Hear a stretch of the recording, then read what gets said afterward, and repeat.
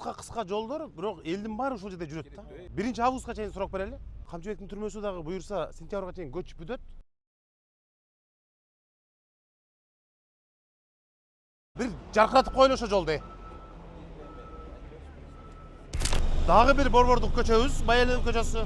Бул жер мына эски интурист. Бул дагы жаркыраган бир жакшы отель болот. Биздин күч органдары бар ушул жерде отурат. Бирок ушул жерге эсиңиздерчи Мукарманович, такыр болбой калган да жолчу. Анан биздин жашылдандыруу ишканабызды айткыламы, Мухаммед мырза? Булардын баарын жакшынакай кылып, көчөттөрдү эгип, гүлдөрдү эгип, сону кылып кооздоп коелу. Бул жолду. Анткени бул дагы эң мындай борбордук көчөлөрдүн бири. Мына бул жакта драм театр, бул жерде чоң мейманканабыз. Техникаңар жетиштүүбү? Бул жерде жашоочулар жок. Бул да ремонт болот. Могу жерде түн иштесеңер да боло берет. Бул жакта эксмен иштеп атасыңарбы?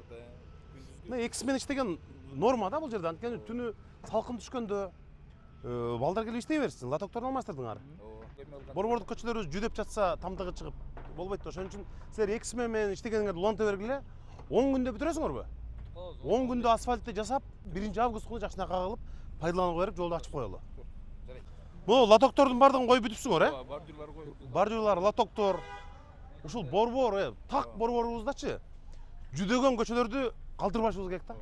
Биз оңдоп чыгышыбыз керек. Мына бул жерде шаардык милициябыз турат, коопсуздук кызматынын офистери турат. Адам өтө көп келет бул жерге.